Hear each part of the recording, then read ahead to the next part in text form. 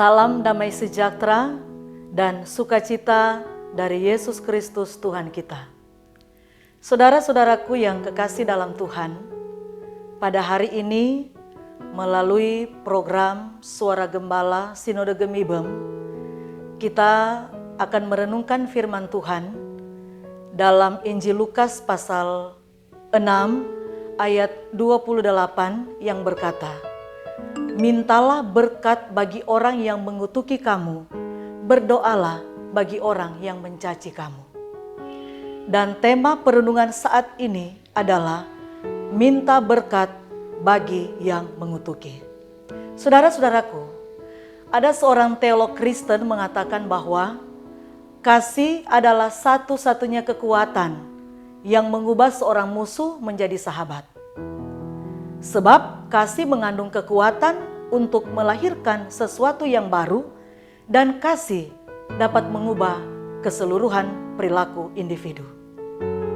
Saudara-saudaraku, memang mengasihi orang baik dan menghormati mereka adalah sesuatu yang mudah dan wajar untuk kita lakukan. Tetapi mengasihi dan berbuat baik, bahkan mendoakan orang yang jahat dan menghancurkan, bahkan mengutuki kita adalah sesuatu yang sulit. Memberikan nasihat untuk mengasihi, untuk berbuat baik, untuk memintakan berkat dan berdoa bagi musuh dan orang-orang yang mengutuki kita memang mudah untuk diucapkan. Tapi dalam prakteknya, banyak orang yang mengalami kesulitan untuk melakukannya. Kadang kita berpikir, mengapa kita harus mengasihi dan berbuat baik kepada musuh? Mengapa kita memintakan berkat dan berdoa bagi orang-orang yang mengutuki kita? Mengapa kita harus berbuat baik kepada orang-orang yang mencaci kita? Secara duniawi, mengasihi musuh tidaklah mudah untuk dilakukan. Apalagi meminta berkat bagi orang yang mengutuki kita, karena dunia saat ini mengajarkan bahwa segala bentuk kejahatan harus dibalas dengan kejahatan. Saudara-saudaraku yang kekasih dalam Tuhan, Tuhan Yesus dalam Injil hari ini mengajarkan kepada para murid-Nya, bahkan juga mengajarkan kita semua untuk mengasihi, terutama yang membenci dan memusuhi, bahkan yang mengutuki.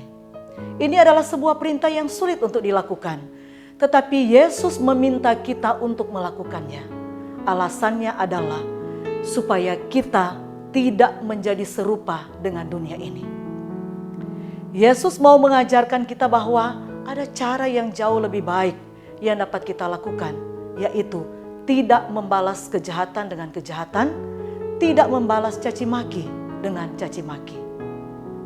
Kita bisa menyadarkan orang lain dengan kebaikan. Kasih yang telah kita terima dari Tuhan Yesus hanya memiliki dampak bagi sesama kita ketika kita mengampuni sekalipun itu yang membenci kita. Yesus menegaskan juga bahwa dengan mengasihi musuh, bahkan dengan memberkati dan mendoakan orang yang mengutuki atau mencaci kita, maka hanya dengan demikian identitas kita sebagai anak-anak Allah menjadi nyata. Dan itulah yang membedakan diri kita dengan orang-orang yang belum mengenal Allah. Kita semua dipanggil untuk terus berbuat baik tanpa pilih kasih. Baik kepada orang baik maupun bagi pembenci kita. Karena yang kita benci adalah perbuatannya, tapi pribadinya mari kita selalu doakan. Tuhan Yesus sudah memberikan teladan untuk mengampuni dan mengasihi semua orang yang bersalah. Dan kerajaan Allah hanya akan terwujud ketika kita manusia tidak lagi menyimpan dendam dan permusuhan. Kerajaan Allah akan terwujud ketika kita belajar untuk mau mengampuni dan mengasihi, bahkan meminta berkat bagi semua yang membenci kita. Amin.